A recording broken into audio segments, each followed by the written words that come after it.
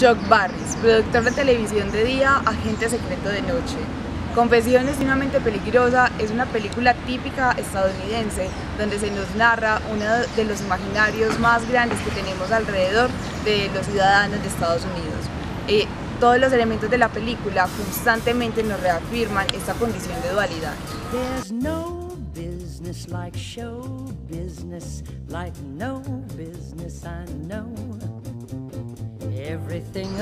Desde la imagen, esta condición de dualidad termina por ser inclusive un poco caricaturesca, ya que hay unas distinciones muy marcadas entre esos momentos de bien y los momentos de mal, la imagen que muestra en sociedad y la imagen que revela como todas esas pulsiones. Y digamos que esto se muestra con unos tonos muy cálidos, colores vibrantes en un momento y luego unos tonos muy fríos, unas luces azuladas, y digamos que la película se termina por guiar por estas condiciones como de la imagen. Esta vida de agente secreto implica decisiones muy claves, que desde los sobrecuadres, asuntos del universo sonoro como los narrative point, toda la película se encarga como de reforzar. Esos refuerzos igual no dejan por lado la constante contraposición de elementos que, digamos, desde la banda sonora, que si uno la escucha como por sí sola puede sonar inclusive un poquito errática, se encarga de reforzar ese asunto como del bien y el mal. Hay picos emocionales muy fuertes que a lo largo de la película se van puntualizando con este tipo de elementos. El argumento es fácil de entender, es muy verosímil por una realidad histórica que vivió en los Estados Unidos y en general en el mundo, ese orden bipolar que hubo con la Guerra Fría. El espionaje, los asesinatos clandestinos, responde a esta realidad histórica de la lucha constante entre la extinta Unión Soviética con la KGB, que inclusive se menciona a lo largo como de la narración, y de la CIA de los Estados Unidos. Geopolíticamente hablando, la orientación moral del mundo siempre ha estado mediada por esa misma orientación moral de las potencias dominantes. Desde que acabó la Guerra Fría, esa orientación moral de Occidente ha sido la de Estados Unidos, representada por la idea de libertad y derechos humanos, de bondad en la humanidad básicamente. Y eso también como que quiere influir constantemente en el sistema económico. Y se ve muy representado en la película, que es lo que se habla en Imágenes de Sociedad, en Imágenes en Sociedades de Pierre Sorland. A partir de esta narración, en la que Chuck Barris se somete constantemente como al pensamiento de debo seguir luchando por mi sueño, que a la vez representa el sueño típico americano, el del trabajo duro e ir creciendo como en el campo que quieres. O me puedo ir por el lado fácil, convertirme en asesino y tener como mi vida solucionada, que es como la decisión que tiene a la mano. Chuck Barris durante toda la película se enfrenta a estas dos situaciones. Y al final, después de un montón como de revelaciones de la psicología del personaje, que se da cuenta de un montón de cosas que no le revelaré, decide como toma la respuesta o toma el camino que es más típico del estadounidense promedio, ser el bueno de la historia.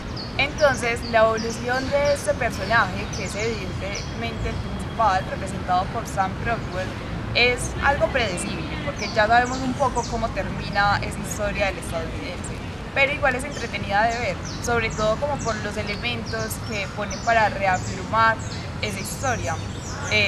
Igual, el desarrollo de esta película clásica, con inicio, nudo, desenlace, que también cuenta con actores muy reconocidos como Drew Barrymore, Julia Roberts y George Clooney, que se estrenó como director con este filme. Igual no se hace monótono, es entretenido, a pesar de que uno sabe un poco cómo va a terminar la historia. Es destacable que el guión está basado en un libro que publicó el verdadero Chuck Barris con el mismo título, Confesiones de una mente peligrosa. Y a lo largo de la película también se pone sobre la mesa en unos pequeños pedazos de formato documental sobre si será verdad o no lo que está escrito en el libro y por ende lo que se está mostrando en pantalla. La adaptación para cine la hizo Charlie Kaufman, que también es reconocido por otras obras de guión como Eterno Resplandor de una mente sin recuerdo, que también trata un poco temas que tienen que ver con alteraciones de la mente. En términos generales, entonces, el modelo fotográfico se encarga de recordarnos que Chuck Barris está en una constante contraposición, en un duelo moral, ético, como se le quiera llamar, ya lo dijimos, donde va a triunfar el bien. Pero esto es lo que se nos muestra en el modelo fotográfico también, porque digamos que, claro, se nos presentan elementos muy importantes de contraposición, pero también hay un asunto, y es que como hay momentos tan marcados respecto como a los códigos visuales y son inclusive un poco exagerados, eso se encarga de recordarnos que estamos viendo una puesta en escena. Entonces hay un código diferente para el recuerdo, se maneja un poco más en tono sepia, como eso, un café tipo sepia, aludiendo a lo mejor a esas fotografías antiguas.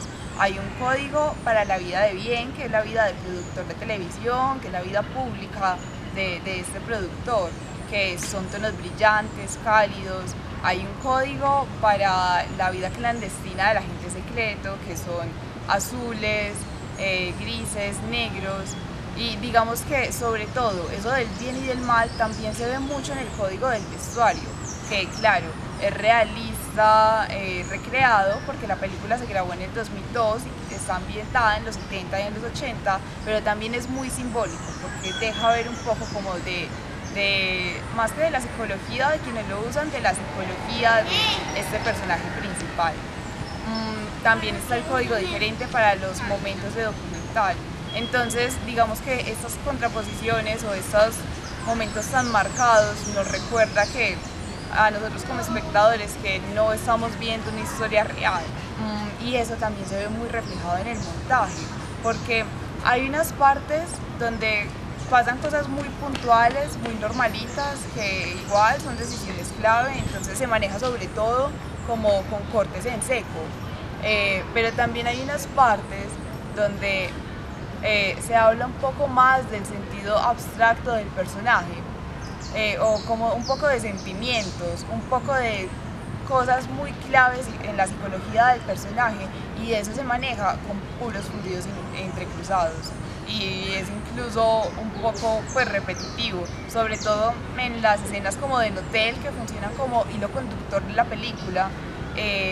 Los fundidos entrecruzados son el único enlace que hay prácticamente, y eso nos habla de lo que está experimentando Barris.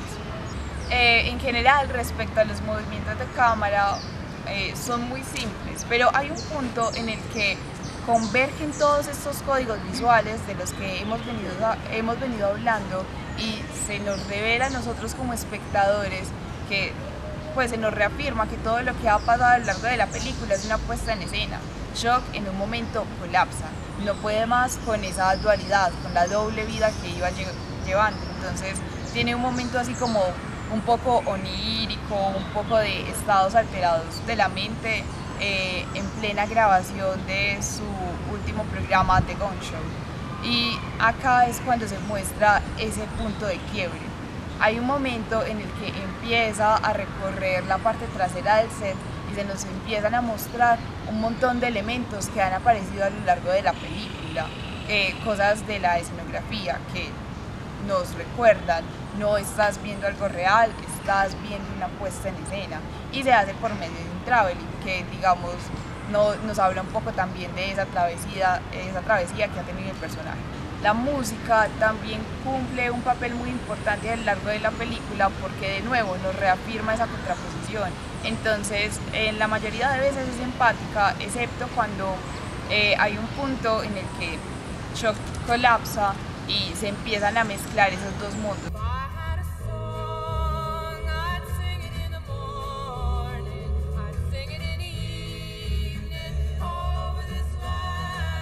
Entonces, en ese momento es tan empática, pero de resto funciona muy bien y se hace inaudible, se usan los sonidos con unas cosas muy, pues como con unos elementos muy puntuales, y todo eso cumple lo que propone Claudia Korfman respecto al estilo hollywoodense o clásico del universo sonoro. En general, la película se hace entretenida, interesante de ver, sabemos un poco cómo se va a desarrollar desde el principio, pero digamos que está muy bien para pasar el rato y está muy bien para ver cómo todos los elementos de una película pueden jugar alrededor de un concepto, que en este caso es la dualidad.